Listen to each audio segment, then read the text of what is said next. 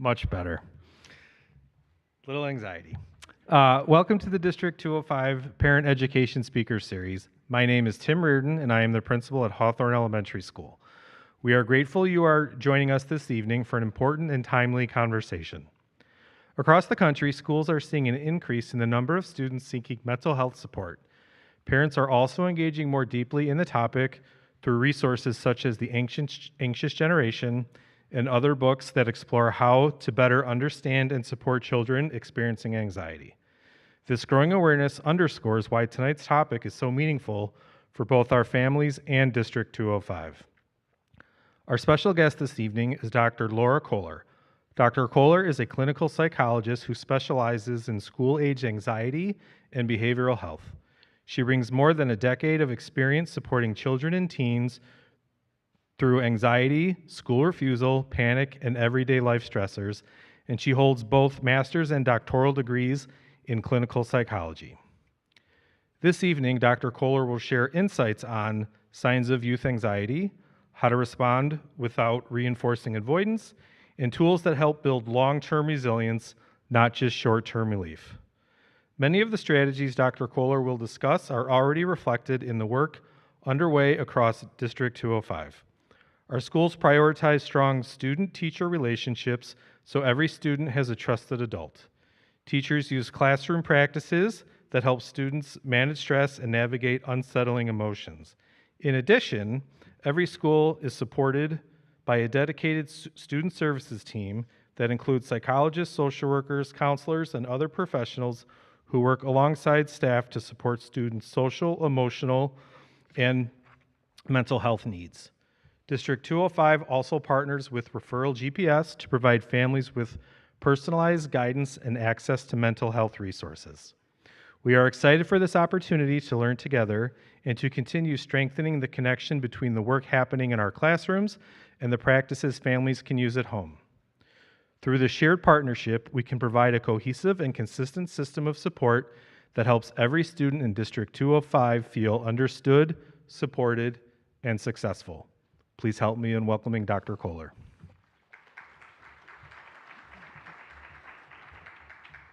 Thank you. Thank you very much for having me. I'm excited to be here. I have been working with anxiety for a really long time. It's just one of those things that I think I started with, and now 15 years later, I continue. So hopefully I'll be able to give you guys some stuff to walk away with that you can use not only for yourself, but also for your kids. I am with the American Institute for Responsible Psychology.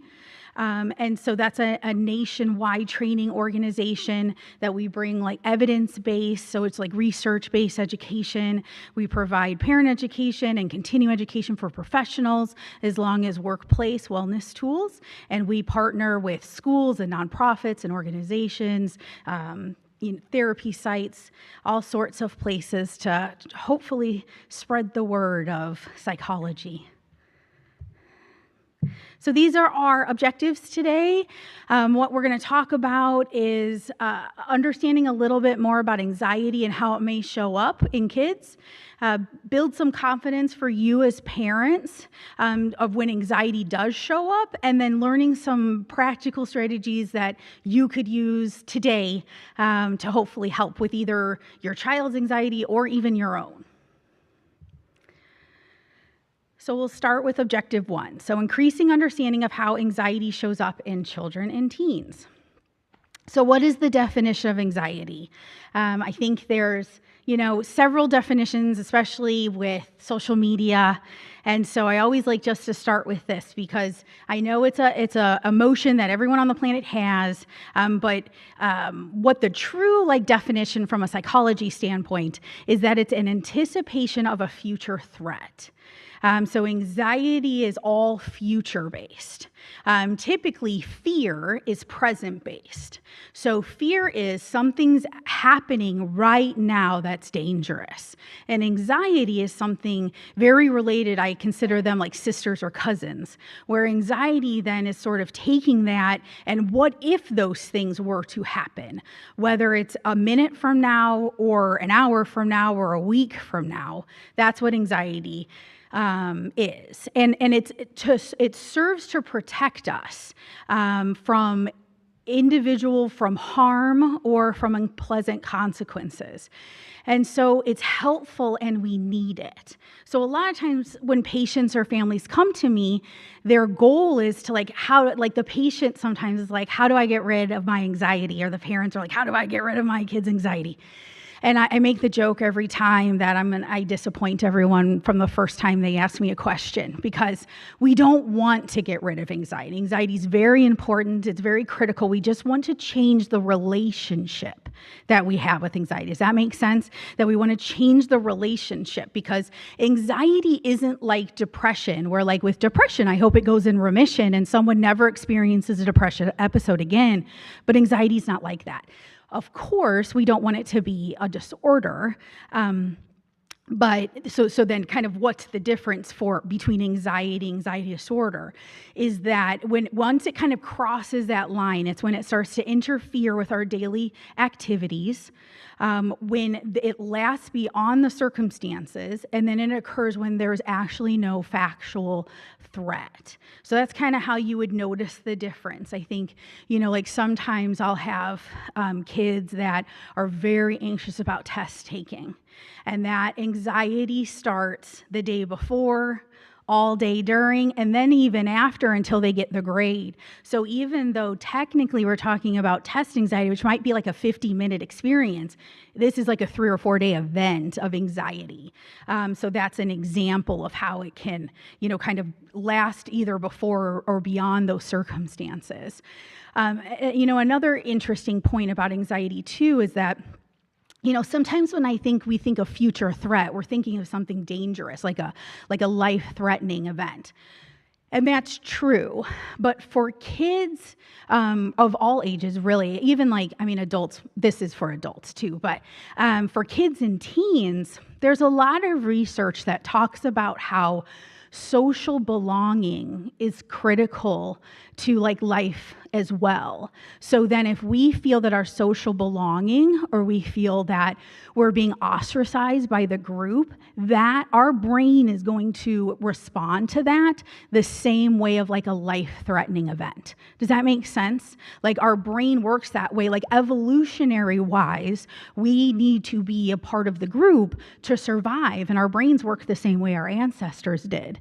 And so that's why sometimes when social situations come up, there's so much emotion, because that's how the brain's responding, this evolutionary pull to, in order to survive, I need to belong.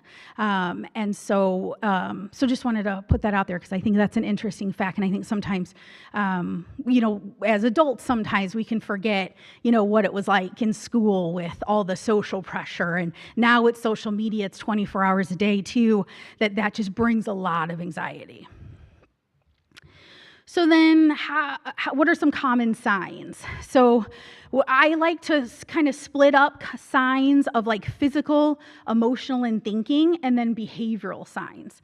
So with physical signs, these are things like maybe stomach aches, headaches, nausea, trouble sleeping, changing in appetite, restlessness, all kind of sorts of physical sensations. So the thing about physical sensations is that really all of them make sense from a biology standpoint. We just don't always know why.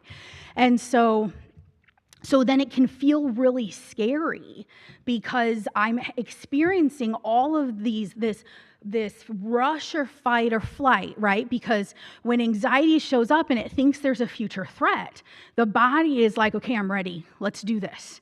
Do I need to run as fast as I can? Do I need to fight as hard as I can?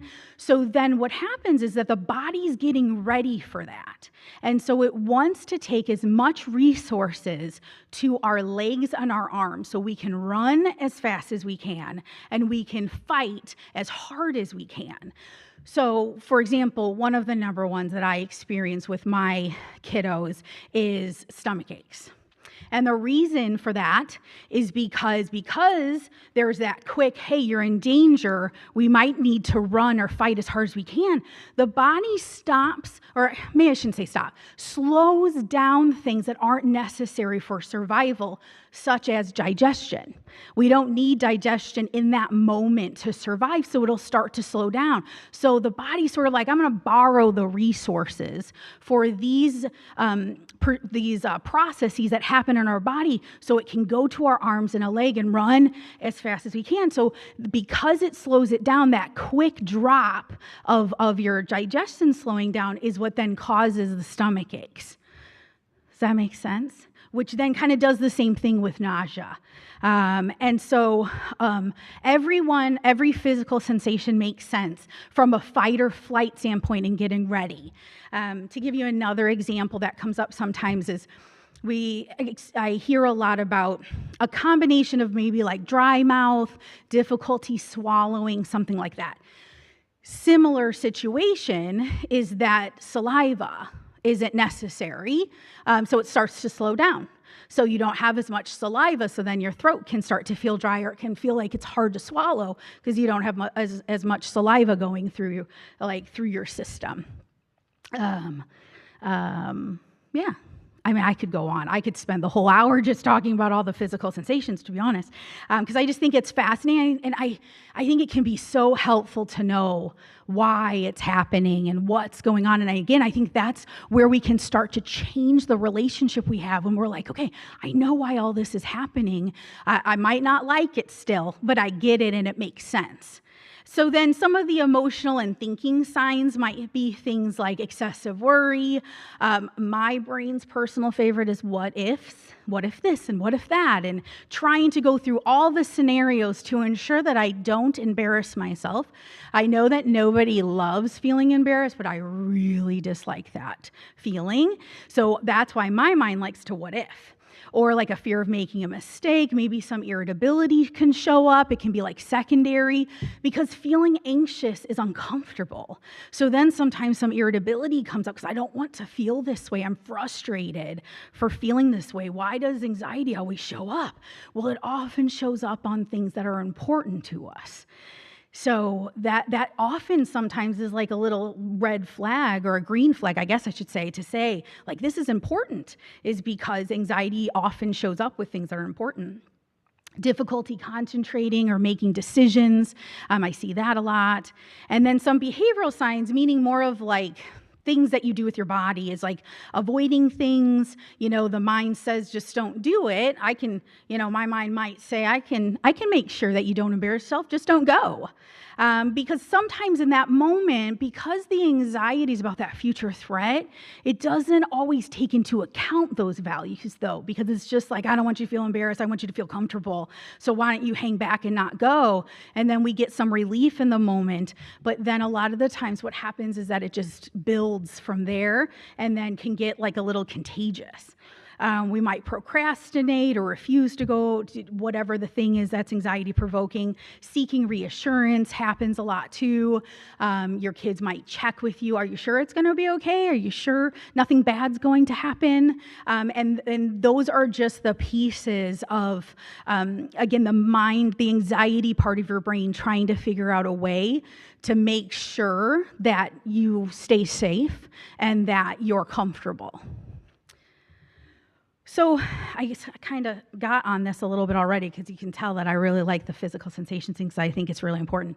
But here's some more ideas of what happens in the body from those three categories. So we already talked about the physical a little bit on a few things, but here's just a few more. So like the reason that we get racing heart often is because pumps blood to the muscles to prepare us, which then often in a lot of times the heart racing and difficulty breathing or shortness of breath go hand in hand, because if we start to breathe heavier, then our heart needs to move faster too. And like dizziness and lightheadedness sometimes comes from those rapid breathing changes, and then the tightness or muscles are shaking, the body getting ready to run. Well, so this is the thing with these physical sensations, is that if somebody's anxious about a test, if someone's anxious about raising their hand in class, there isn't anything to run or fight.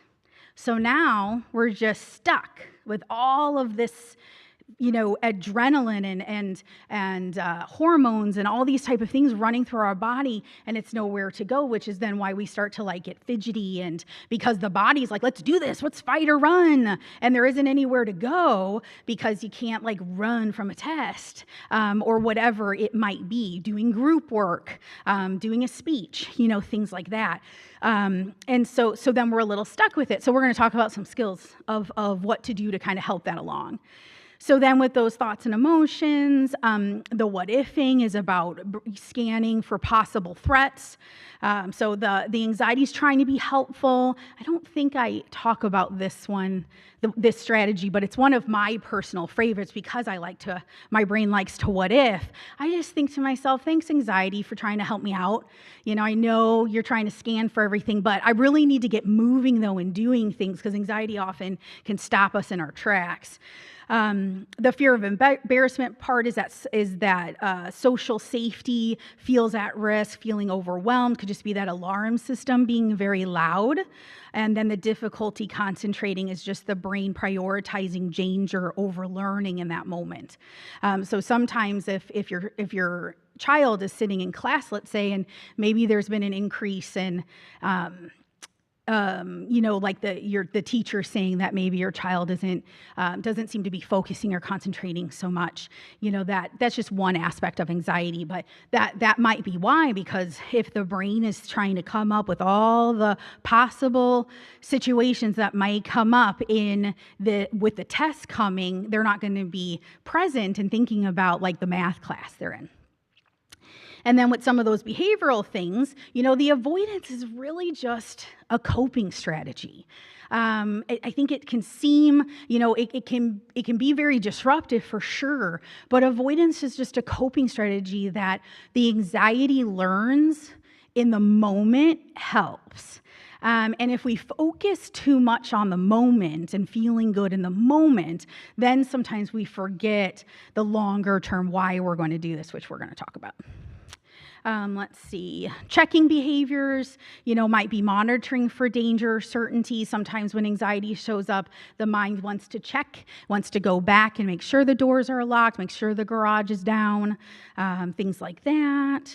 The irritability, the nervous system is overloaded, and then freezing, body becomes stuck when escape doesn't feel possible. So a lot of times we talk about the fight or flight, but freeze often gets in there too.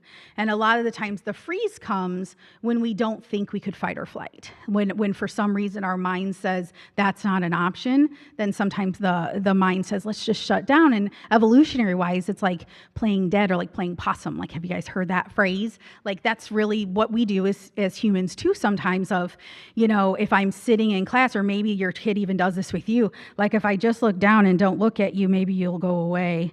And sometimes that works. Because if you're trying to run out the door, because you're getting to work and taking your kid to school, then you might not have the time to talk about whatever it is you want to talk about in that moment. So then the brain says, I know what to do. Look down and just don't talk, and they'll just go away. And then they'll keep doing it. The brain learns really fast. So that's kind of objective 1. So then 2, build confidence in how to respond when anxiety shows up.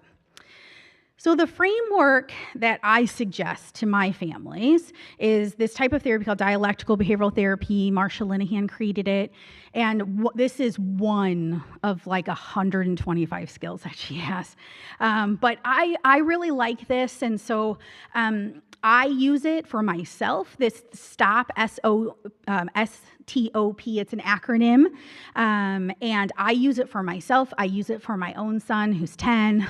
I help him work through some things. This is what I use sometimes if some of my patients are struggling, or if one of the families of my patients struggling. Like, this STOP is really just a lifestyle for me at this point, and so I think it's really helpful.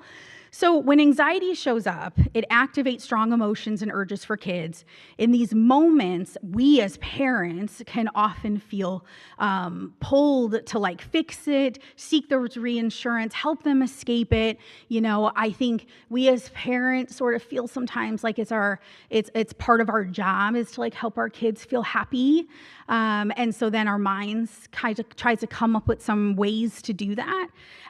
So instead of reacting, though, stop can help us choose more effective things in the long run.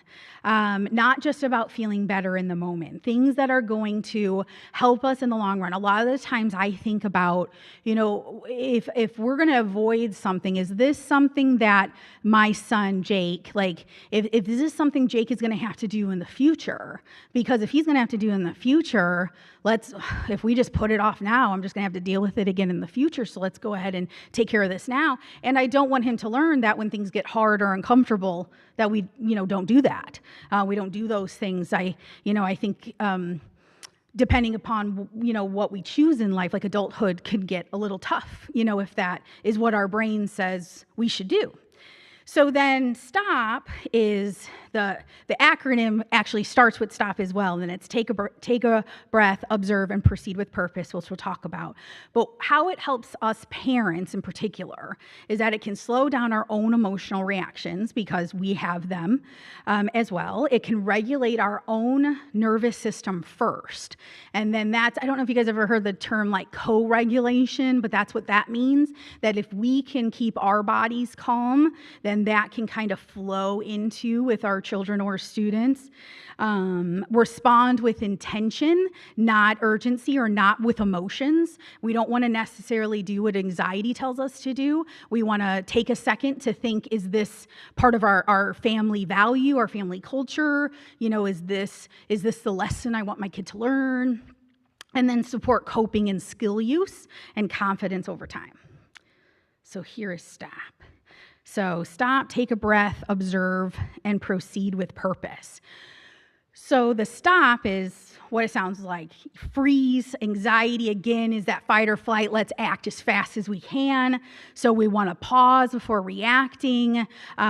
We want to slow down to give us this moment to, again, make sure that we're doing what we think is best for our family values or what's best for our child in the long run. So it's that simple, just stop and freeze. So whether that, actually I have an example, I'm going to get ahead of myself here. So then take a breath. This is the regulating part. So we want to slow your breaths down. That's the quickest, best way a lot of times to help with your nervous system is so then again your child can borrow that calm, that co-regulation. And so what taking a breath does is that your breath is present, it's happening in the here and now. And then again, back to those physical sensations is that if we start to breathe heavier, then our heart's going to start to race and that fight or flight system's going to start to get active.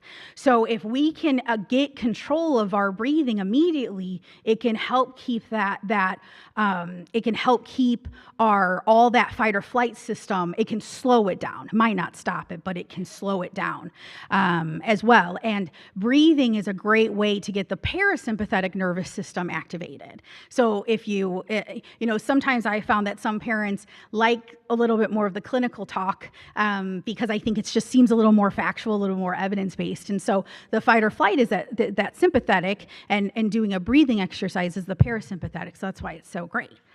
And then observe. So just like noticing what's going on, being curious about your child. What are they doing? Maybe what was happening right before. What are you tempted to do as the parent?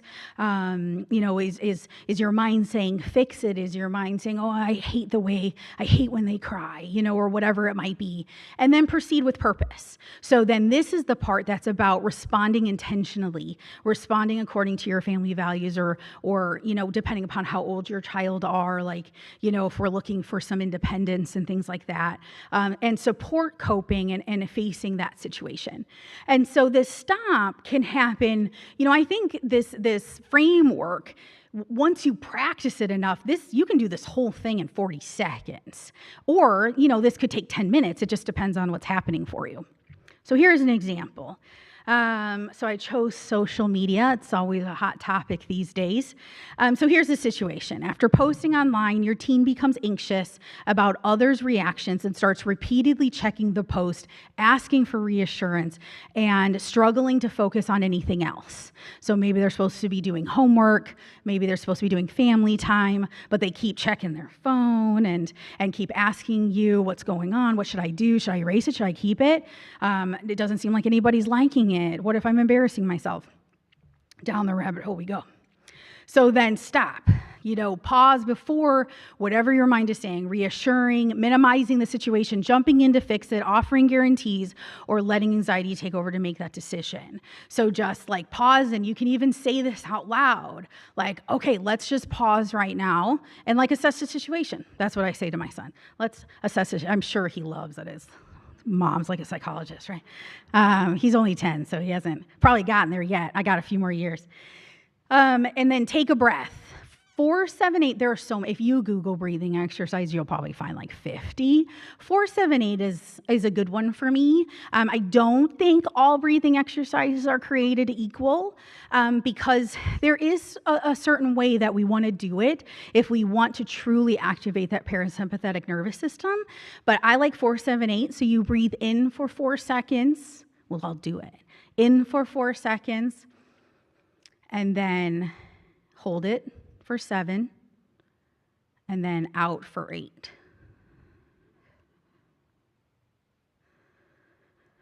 Okay, now I want everyone to try it a different way.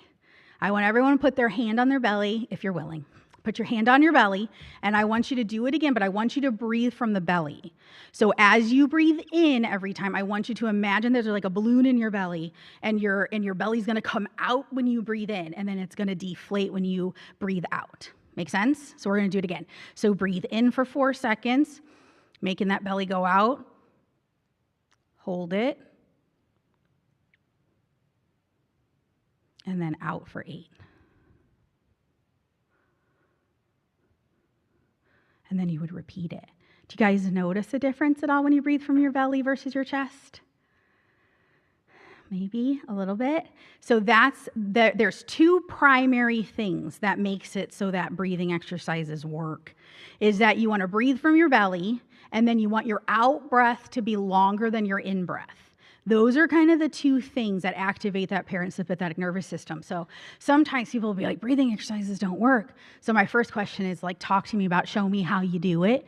And a lot of the times people are breathing from their chest, or their out breath is like the same as their in breath, or even sometimes even less. Because when we start to get anxious, we're just sort of like that. That's not helpful from like a technical standpoint. And then observe. So in this situation, and you can do this together, like let's do this 4-7-8. We'll just practice it together. And then observe. So, perhaps what's behind this? Is your child feeling embarrassed, anxious, afraid of judgment, has urges to delete the post, maybe checking for reactions, maybe they're saying they're not going to want to go to school now. And as a parent, you may have then the urges to like problem solve and dismiss their fear. We kind of have the whole spectrum as parents. Sometimes we don't mean to, but we can accidentally invalidate by doing things like it's not a big deal. It is a big deal to them. Whether it should or shouldn't be is a different question, but to them it's a big deal. So if we say like, oh, that's not a big deal at all, don't worry about it, they are worrying about it. And then sometimes that can bring about a secondary loop of like, oh, am I doing this wrong? Like, I'm not doing this right then, huh? If I've been, this isn't something I'm supposed to worry about. And now they have like 2 rabbit holes that they're going down. But as parents, we're just trying to make them feel better in the moment. So we're just like, yeah, don't worry about it. It makes sense. And then proceed with purpose in this situation with like the social media might be like acknowledging the discomfort, pause the checking, like let's talk about, we're not going to look the rest of the night, we're going to keep the post as is, as long as it's appropriate, of course. Maybe we need to practice some skills, and then just get back really to the normal routine, whatever, if they're supposed to be doing homework, if you guys are going to do game night, family dinner, whatever it is. And then they might notice a little like, come up, and then you practice some skills. Does that make sense? I know it seems simpler, but just give it a shot. I just always, suggest, like, just give it a shot. I think, it can be something that for us, just to help give us a framework. Because I know even as a parent, sometimes I've immediately reacted to something that I think, oh, I wish I would have slowed that down just a little bit. And like a lot of the times that stop and take a breath is what makes the biggest difference. And then again, just really observing for not like what's happening to the child of like what's underneath all of the things that you're seeing. If they're crying, if they're, repeating a lot of words, like what are they worried about underneath? So that's the framework. So then some practical strategies. Hopefully they're considered practical. So balancing emotions on a daily basis. So these are kind of the small intentional actions each day to help us be a little steadier, manage a little bit better. And there might not be any of these that are like a total shock to you, but they're so important that it's hard for me not to bring them up. And so one of them that's really important is accumulate positive experiences.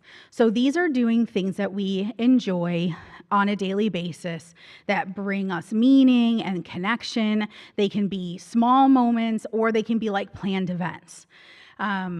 One of my like therapist friends once used this metaphor that I thought was really helpful, that sometimes in life, there's sometimes you have days where you got a lot going on and maybe things don't seem so joy, meaningful, and connection. So the metaphor is it's sort of like adding like peanut butter to your celery, or like your ranch to your carrots. Like the accumulating positive experience is this way of like, can we weave in these positive experiences to try to balance the day out a little bit more? So this could be anything from even something like wearing fun socks to then planning to have lunch with a friend today. Are there ways that you can kind of sneak some things in there? Because sometimes I think with anxiety, our mind says like, what's the point? What is that really going to do? It's like a drop in a bucket. But over time, that starts to make a big difference. And so if we can accumulate positive experiences, or, for example, I like audiobooks. And so I work in Naperville, and then I live in Schaumburg. So it takes me a little bit of time to get there. So, if you think about if I've had like a rough day at work or something like that, let's say, and then I call my mom on my drive home and spend the 40 minutes complaining about maybe whatever it was that made my day frustrating. When I get home, is my anxiety going to be lower? Probably not. It's probably going to be the same, or I'm going to be more irritated possibly. Versus if I listen to fun music on the way home, if I listen to my audiobook and separate myself from that stuff, by the time I get home, my anxiety is probably going to come down a few notches, or my irritation, whichever, kind of experience it is. And so these are kind of the ways to do that. I know it might sound silly, but I like office supplies.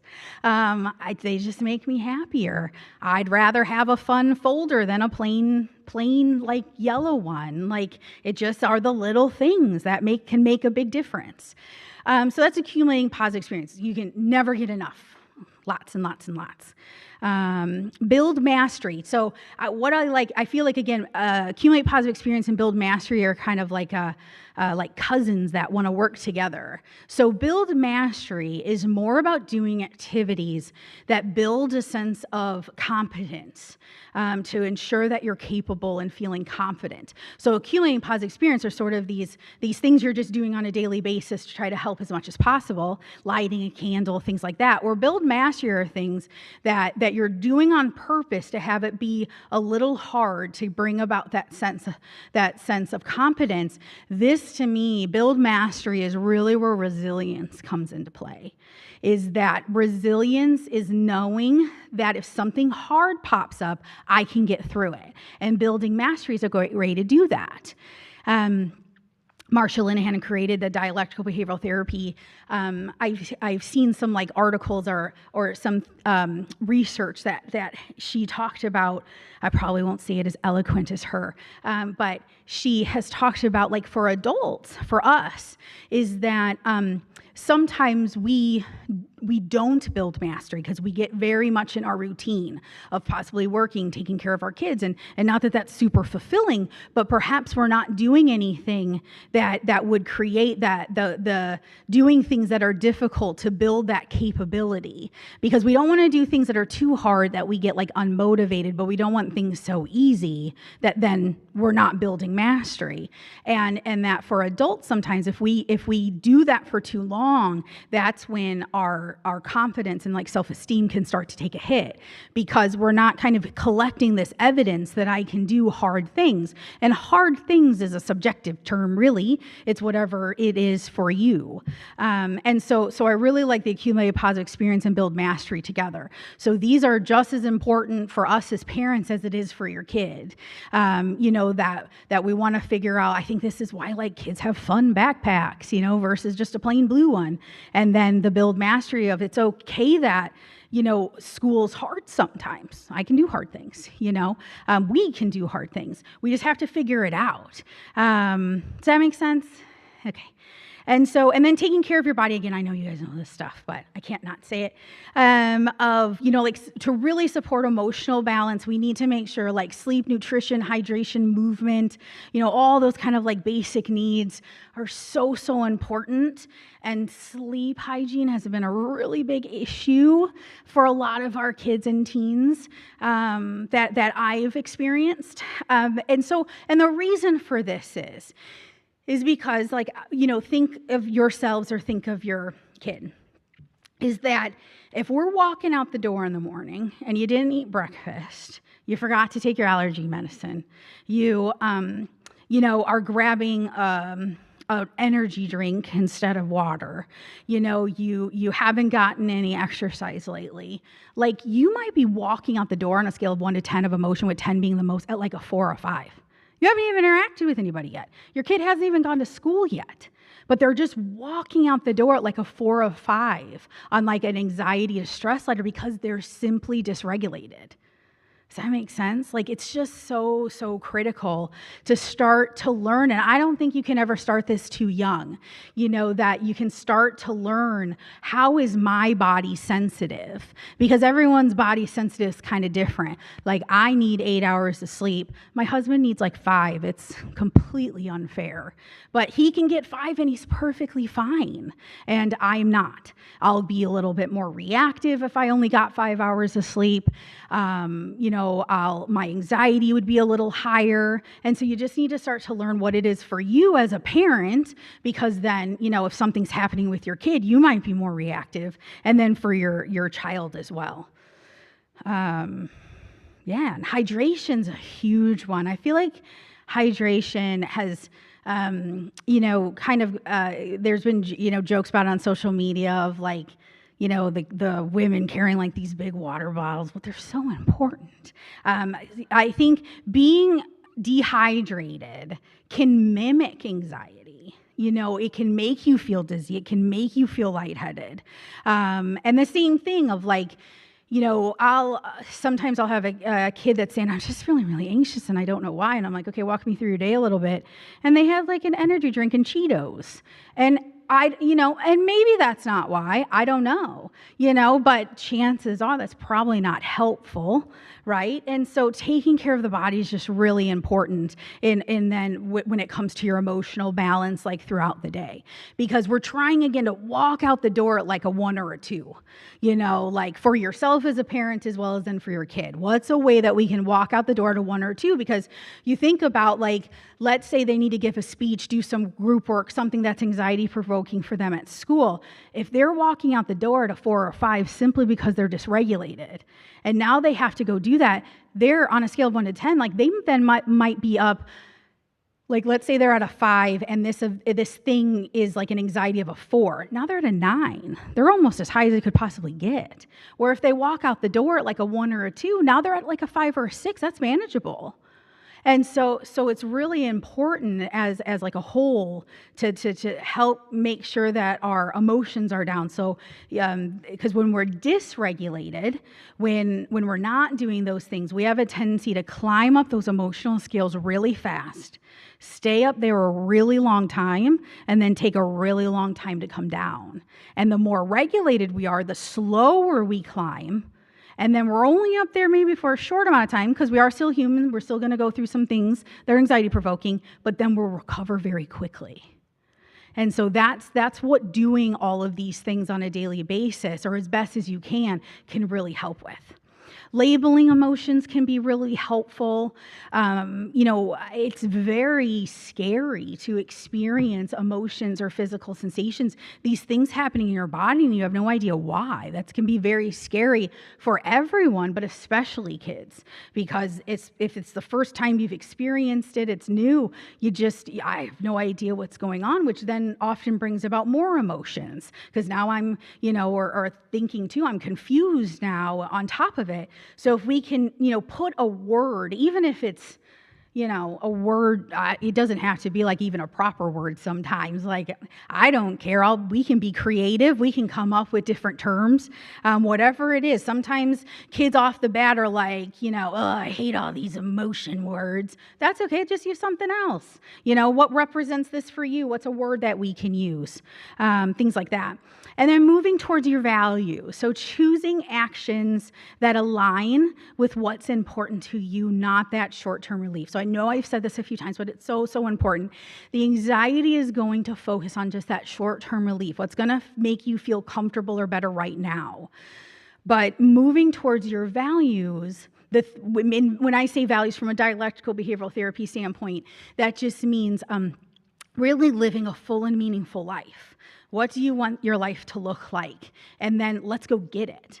So again, sometimes when I'm meeting with families for the first time, a lot of their goals are about getting rid of things, getting rid of the anxiety, getting rid of panic. I don't like the way this feels. And so, not that those are bad by any means, but I just like to reframe them a little bit in a dialectical behavioral therapy way. And so the question I often ask them is, okay, so if the anxiety went away, this is what I would ask like the kid, what would you do? What would life look like? Those are my goals as the psychologist. Does that make sense? Like, it's not about necessarily making it go away as much as about what would make your life full and meaningful, and then kind of identifying maybe what some barriers are that are getting in the way of that, so then we can work on that. But those are my real goals, is that if I could make the panic go away, if I could make the social anxiety go away, whatever it is that's uncomfortable, if I can make that go away, then how would you live your life? What would you do differently with your hands, feet, and mouth? And then moving in that direction. And then also looking at like family values. So I would really encourage you to look at with your family unit, sort of like what's important as a family, and then making sure that we're moving in that direction. So something for my family that's important for us is like responsibility, commitment. And so my son has like wanted to try out different sports, and we're all for it. Let's give it a shot. And, even at like 8 years old, we were talking to him about, we're responsibility and commitment, loyalty is really important to us. So if you want to try that, that's awesome. But if you don't like it, you have to finish it out. It's okay. We don't have to do it again after this season, but we're making a commitment to your team and to your coach. We said we're going to be there for these things. So even if you're not having fun and you don't like it, we got to stick it out for this semester, or not semester, season. And that's just something that's like really important to me and my husband that we're trying to like instill with my son. I think it's working. Sometimes he thinks practice can be a little boring, but then we can move through that and it works. And so then it's not necessarily about with the anxiety again once. It's about in order for us to be responsible and committed and loyal to our team, like what do we have to do? Go, that's what, oh, go, and so then we go. And so I would really encourage you to do that, because I think that can be really helpful, to not have that anxiety be like the center stage. We really want your values to be the center stage. And then the other piece with that too is, again, like I kind of think about, if your kid's in, let's say, junior high, and he's really anxious about speeches. And so kind of the easy way out sometimes would be like, can we just have the school like not to do speeches at all? And that would work. It would feel better in the moment, but that child is most likely going to have to do speeches in high school. And so now all we're doing is just delaying it. And sometimes I get concerned that it's almost like a fake happy, because we're just taking this thing off their plate just for a little bit, but we're going to have to deal with it in the future anyways. And so let's do it now, build that tolerance up and that resilience to show. The other thing I worry about, which I've heard this from kids, and again, as parents, we do things out of the kindness of our heart. We don't always know. But sometimes if a kid says to us something like, again, like, I just can't do speeches. I can't do them. Like, I'm so awkward and I fumble or I can't do it. And so then our problem-solving rescuing mode comes in and says, I'll take care of this. We won't do it. Then we go back and say, I did it. Like, you don't have to do speeches. I talked to your teacher. Now you don't have to do it. The brain just learned, possibly, not every kid, and again, out of the kindness of our own hearts, but the brain can learn, see, mom didn't think I could do it either. I know that seems big as like a parent, but it can be really true, is that when their mind is saying, I can't do something, so you take it off of their plate, it's possible that they just learn that you agree with that they can't do it. And most of the time, that's not true. We think they can. We just see how miserable they are, and we want them to feel better. That's all it is about a lot of times for parents. So I just really encourage you to not take things off of their plate that they're going to be expected to do, because it's going to, depending upon what it might be, it's going to be a lot harder, when they're 17, 19, 20, 22, as they get older. So those are kind of the big things that we just want to look at all the time, these very intentional steps to help us just, again, keep those emotions nice and regulated and calm. So on a scale of that 1 to 10, we're just kind of walking around, hopefully from like 1 to 4 maybe, and then we're able to recover quickly. Okay, a couple more. So some strategies that you can use for yourself or your kid to tolerate intense anxiety in the moment without avoiding.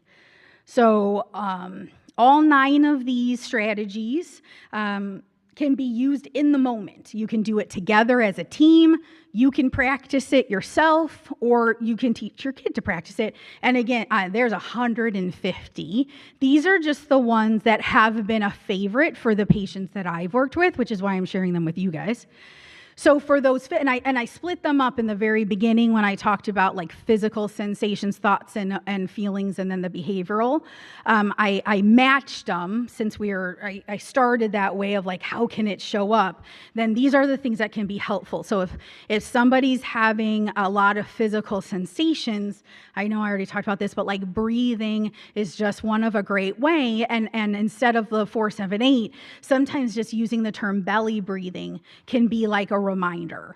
And so belly breathing is like breathing from the belly, and that you want your exhales to be slower than your inhales, and that can signal safety again. So it's sending signals to our brain to say, I'm not in a dangerous position, I'm actually safe when we're doing that. Because again, if the body's getting ready, then we need to, our mind and our bodies want to be in sync. They want to be together.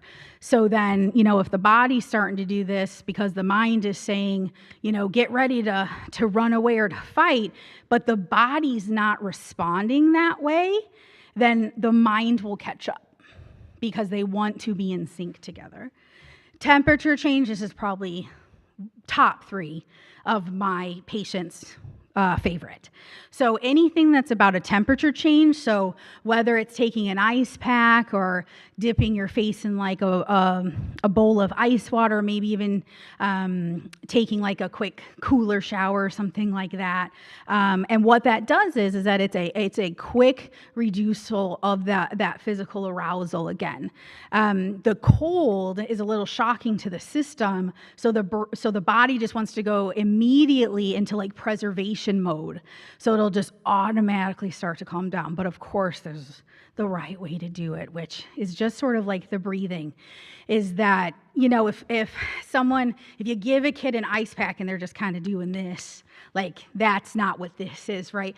We need it to kind of be over their like eyes and cheeks, and you want to do it for at least 30 seconds. And while you're doing it, you want to like hold your breath for like 10 seconds if you can. That's the best way again to get that parasympathetic nervous system going. So I don't know if you ever the temperatures are kind of dangerous at this point, but like if you ever heard like I'm just gonna run outside because I gotta breathe, I feel stuffy in here, that's kind of that same idea. Intense exercise. So I don't just mean going for a walk. Not that that's not a great skill, but if we're talking about physical, or I'm talking about an intense exercise like jumping jacks or high knees, something intense to burn off that excess energy that we have. Because again, if it's like something that we're anxious about, homework, if you're at your house and you're doing homework, there's again no one to fight. You can't fight math. You can't run away. So now we just have all this. So so then you just do some jumping jacks or like burpees, the awful ones, but really get that energy out so then it's going somewhere. So anything like that. And you can have a little fun with it too. You can pick exercises. You can use your child's name or anybody's child's name to come up with almost like a little workout routine. So since my son's like Jacob, Jay could be like the jumping jacks, and you just go through whatever letters of their names and try to come up with something that would fit for it and try to make it a little fun. Put a bunch of different kinds of exercises in a cup and then just pull one out. And again, it's good for us too, because if your child's in distress, chances are you're in distress too. So then it can be helpful for us as well.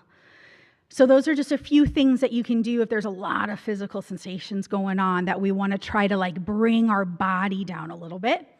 For thoughts and emotions, grounding skills can be really helpful. One of the favorites is called 5, 4, 3, 2, 1 because it brings us to the present. So it's using your 5 senses. And so 5, 4, 3, 2, 1, you can really do this in any order you want, but it could be 5 things you can see. So look around the room and maybe look at 5 things that you can see that you didn't notice before.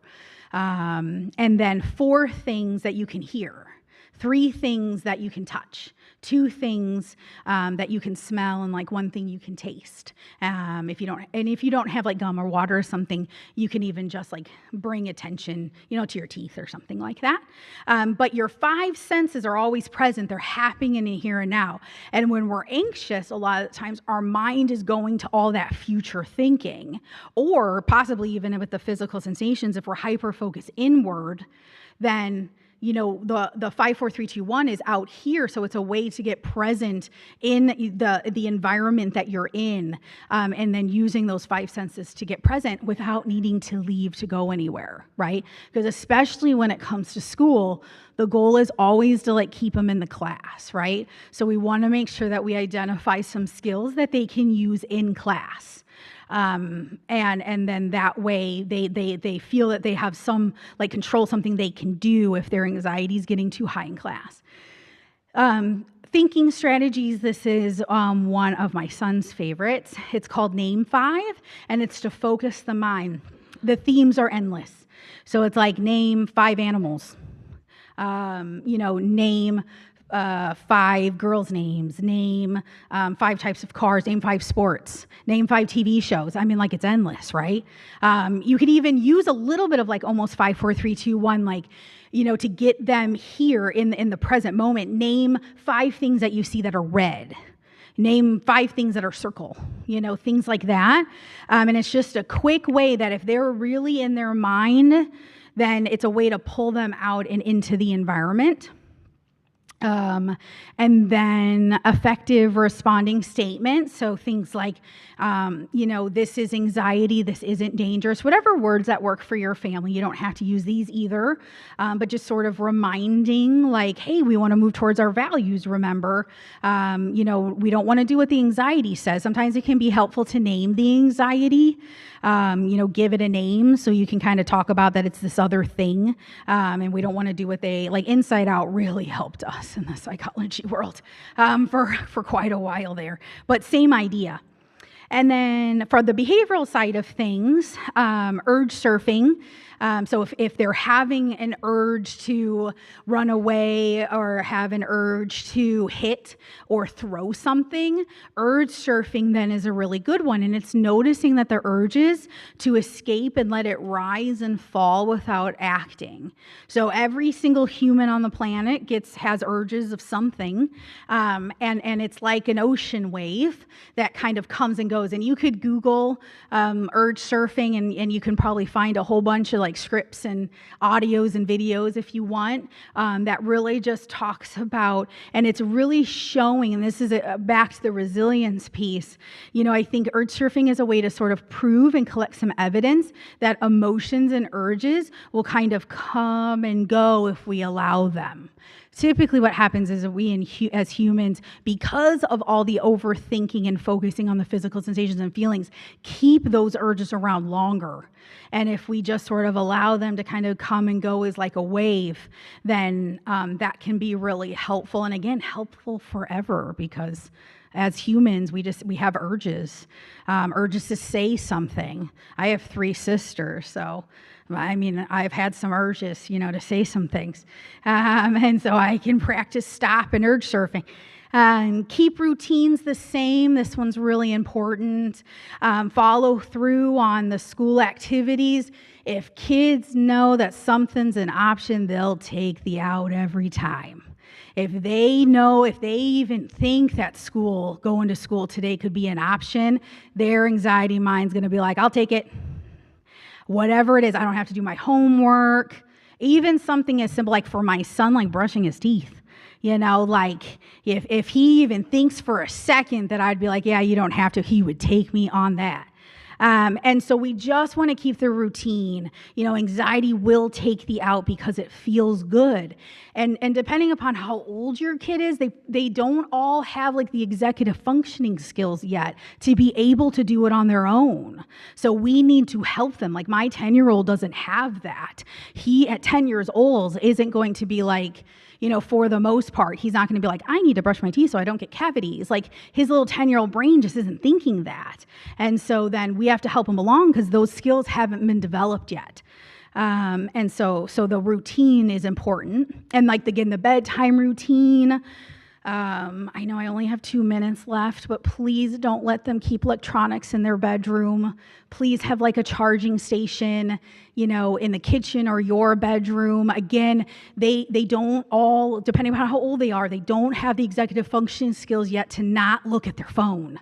We even have a hard time with it as adults sometimes. And so to ask our kids just to set their phone down at a certain time, it's going to be really slim that happens because they just don't have the skills yet to do that. We have to teach it. We have to teach it to them. And so bedtime routines are really important. And then I really like this idea of coach through, not out. So like as parents, again, we don't ever want to give them the out. And so we want to coach through it. So we want to encourage to practice skills rather than trying to remove what's ever uncomfortable. So if that's doing a breathing exercise or, doing the grounding skills, which again, there's like 150. There's so many skills. It's so hard to come up. When I only have an hour presentation, I'm like, which skills do I choose? There's so many good ones. So there's just so many that we always want to coach through, and eventually your kid's brain will learn parents aren't going to give up on this one. They're just, I might as well just do it. And then it'll become easier and easier and easier as you go. And sometimes when you first start a change of a culture at home, there can be a little escalation of behaviors. So if your child has been able to have their phone or tablet, whatever it is, in their room, and you guys as a family decide to change that, chances are their anxiety is going to perk up and be like, what's happening? Why are you doing that? Because it's going to panic a little bit because there's a change. Anxiety doesn't really like change, but eventually they'll get used to it and it'll just be like the way that it is. And the more that you can role model it, the better, because it's just as good for us. So like my son doesn't have a phone yet, but he's well aware that I have an iPhone, so my phone goes to sleep from 10 to 6. And he's like aware of that's what happens, so that I, again, practice what I preach, because otherwise I'd feel too guilty. So I have to practice what I preach, and I don't give in to my urges because I have the values piece, right? I want to practice what I preach to all these people that I'm talking to, so then I want to do it too. And then I can talk about it. Like I can validate. I know how hard it is because I do it too with some of these things. And so the more that you can practice it too, it's easier often to, rather than having it being like Jake's rules, it's like our family values, our family rule, so like if, I guess unless you're like on call for like a pager, like if you have like no phones at dinner, don't just have that for your kid, do it for you too, do the role modeling. It's okay to show your kid too that we can do hard things. Of course we want to practice all of these skills, but it's okay for our kids to see that, because again, it's normalized. They know that that in life things can be difficult, and that I can problem solve and I can work through it. And that can be a really good kind of life lesson for the kids. So then I have some books. I know I'm over by 2 minutes. So I have a couple of books. The ones on the left are the DBT workbooks, if you like anything that I'm talking about. These are 2 workbooks that you could work with your child. The 2 on the right are more parent coaching books. So these would be more for you guys as parents. They're really good. That can just be really helpful with emotions and kind of taking what I just said for an hour, but expanding it for an entire book. And then back with the AIRP, if you have any, if you want to know more about that at all, you can text this number or scan the QR code, and then you can get tonight's presentations and resources. If you want the PowerPoint, you can have that. And then this is for the speaker series for District 205. So this is like the evaluation. Did you want to talk about it? Do you want me to talk about it? Okay, so this is just for evaluation. This is just, it lets them, please, I really take this stuff in. I do a lot of presentations with parents, so the more information I have, if I should do this more, if you're like, Laura, this wasn't helpful, that's good for me to know so I don't do it again. And then as well as for future presentations, what you guys are looking for too. So then we know what to do next time. Thank you, I'm done.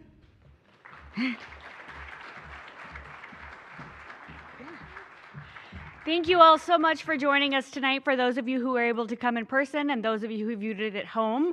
As Dr. Kohler said, you can either scan this QR code or text your information if you'd like the slideshow presentation from tonight and the handouts. I think that she shared a lot of amazing tools for us to use. Some of them I know I've personally seen in practice in our schools, so it's nice to see the alignment. And again, you received a little handout of the final slide when you came in, so I'm going to leave it on this so that you can scan this to get the information if you'd like. But if you could, as she said, please fill out the survey and let us know if this was helpful and what else you would like to hear, because we'd really like to continue this series for all of you. So again, thank you, Dr. Kohler, for being here tonight, and thank you all for joining us. Have a great evening and stay warm.